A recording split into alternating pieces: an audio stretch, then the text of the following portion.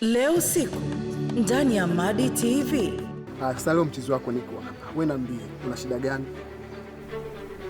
Naona kama unajaribu kunitafutia sababu kwa namna ninavyozidi mimi ku-explain pointi zangu. Mwanangu, sisi tumeshinda. Sisi wanyama. Tena wanyama wakali.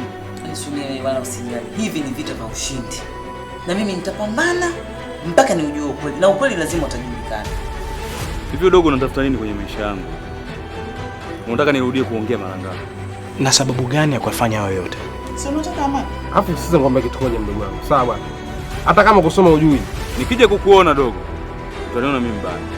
Majibu ya DNA yameonyesha kwamba mtoto ni wa kwangu. Kwa hiyo majukumu yangu mimi unampa huyu bwege. Nimekwambia nashindwa kuyafanya. Kati ya watu ambao Salo hataki waguswe, basi ni Tuli na huyo Celine.